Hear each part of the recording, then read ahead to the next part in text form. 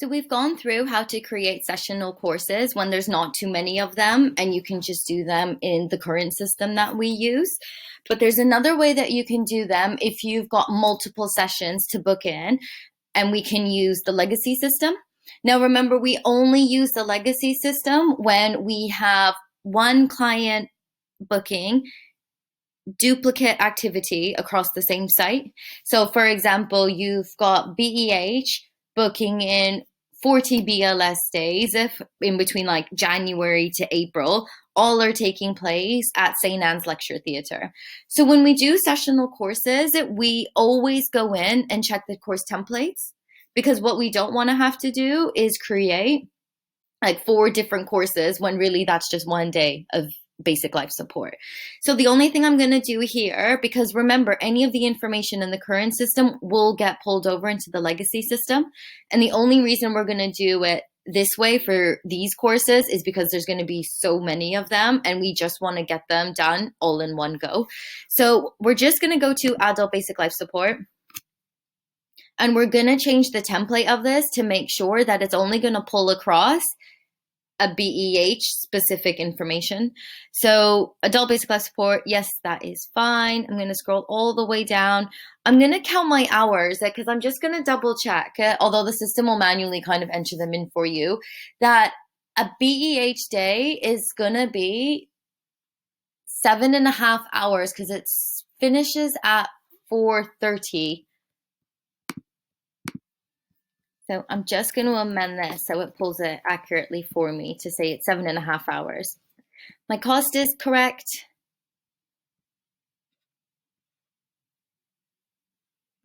You definitely want this box ticked because that's what's going to pull across it, all of your sessional courses. I got my BLS certificate. All of this is all fine. I don't want it advertised, remember, when it links to the website. We can scroll back up. The only other thing I'm going to check now, 2 things actually. I do not want any resources pulled through. So what's going to happen right now is if I were to create an adult basic life support course, it's going to automatically tell me that I need a non-substantive instructor that's going to attach to it.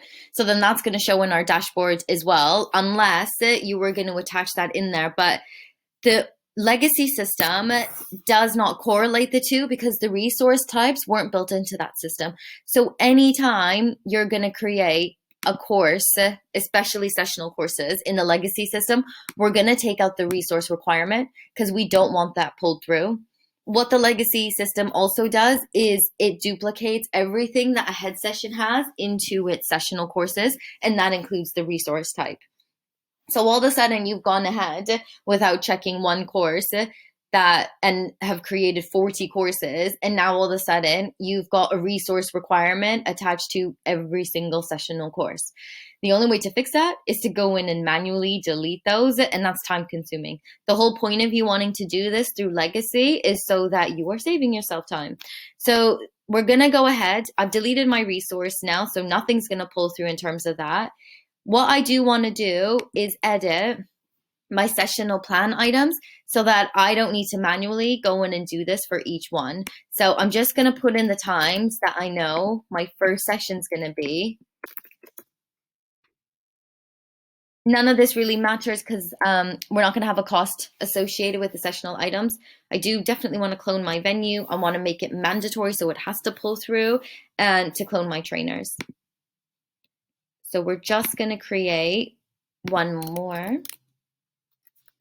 That's going to be second session. And I'm going to go ahead and pull in the time from 11:15. Oops.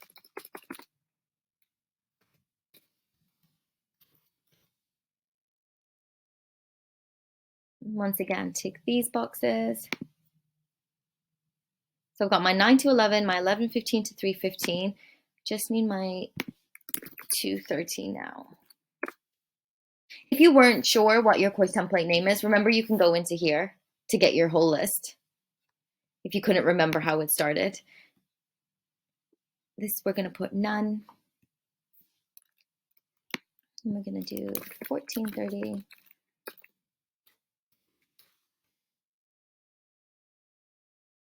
Tick all these boxes and go save.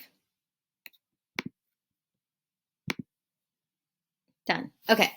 So what I would do if I'm going to do up to 40 courses, I'm going to test this just by doing one. I'm going to do one in the old system just to make sure that it pulls through correctly. So we're going to go to switch to legacy system. And I'm going to go into course management, down to courses, to the right, all the way at the top to tools, courses wizard. Now my training provider is always A to E. My course template, this is where we click on the link here that says select, and we're going to do adult basic life support. Remember, you don't want to do the sessions because those are going to pull through for you. So we're going to click on that and say, okay. So it's got my correct template. I'm going to go to the top right here and say next. Don't need to add any account groups. That's all fine because we don't make anything exclusive. And we'll go next. I'm going to choose my venue. Remember, it comes up with the location of the venues. So we want to make sure that we're in Central England and Wales because that's what it's going to pull through underneath here. Obviously, if you were doing something from the north or whatever region you were doing it, trying to find a location for, click on the green arrow and then it'll categorize this by only venues that are in the north. So we're going to go to Central England. I'm going to hit OK. I'm going to scroll down. I'm going to find BEH's St. Anne's, their L&D training room, because this is where all their basic life supports are going to happen. I'm going to say OK. Now, if I had a trainer, I would obviously find them here by going select. Exact same thing by how it categorizes it by your resource type. So I'm going to close that because I don't have a resource. And then I'm going to make sure my cost is right. It's per day, how many places I need. So BEH, typically we do a max of 9. Status is available. I can click next and add multiple course dates. And this is where I'm going to start putting in my date. So I'm going to do something historical so nothing comes through.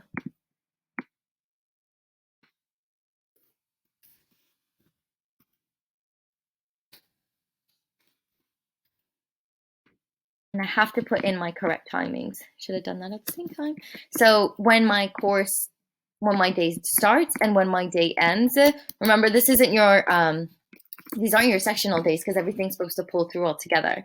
So no trainer, that's my cost, that's my location, that's my 9. I'm just going to go add.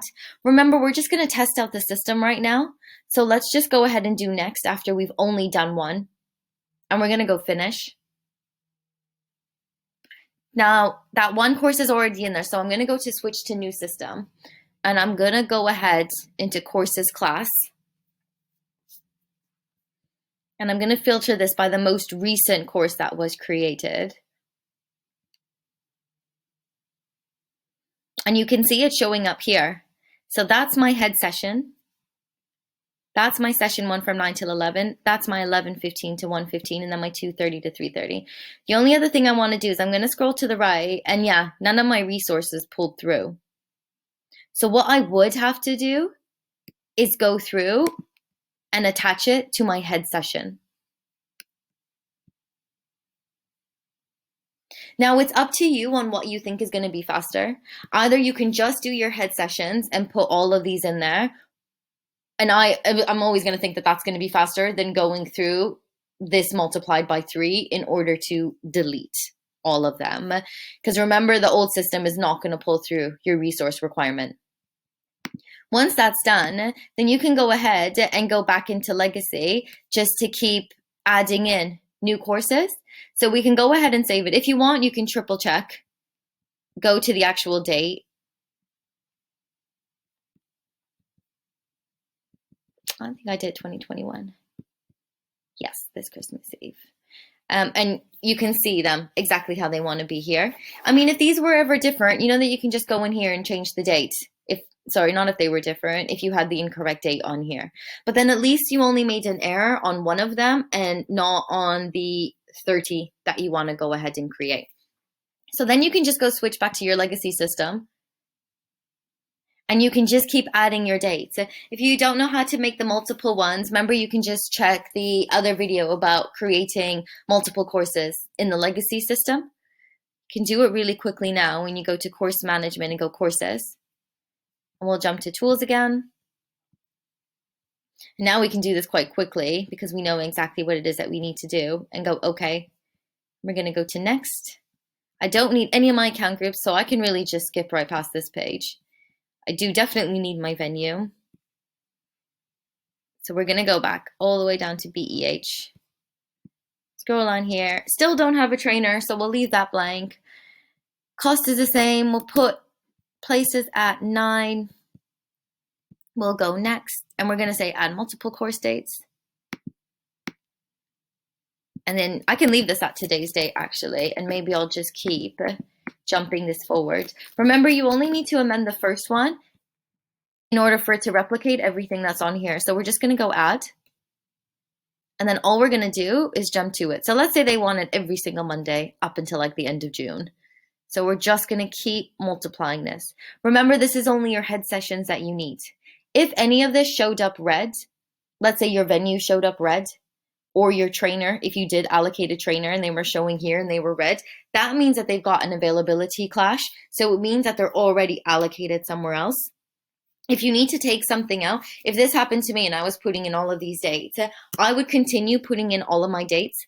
I would make a note of my red one.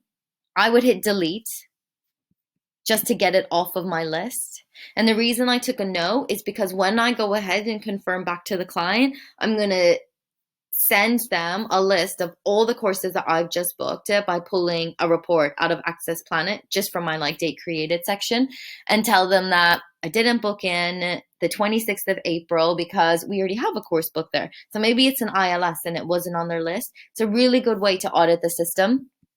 And you can just go ahead and keep adding in your multiples. So we're not going to do the 26th, so we're going to skip. We'll go straight to 3rd of May, unless we want to trick ourselves because the 3rd of May is actually a bank holiday. Go to the 10th and just keep going from there. Remember, once you hit next, it's not the end all. You can still fix items from this just by going preview or previous, if you all of a sudden were double checking these dates here based on the email that the client said of all the dates they wanted us to book in. So if anything's wrong, you still got a chance to go back. You can go ahead and hit finish, and then you can go and check them in the new system again.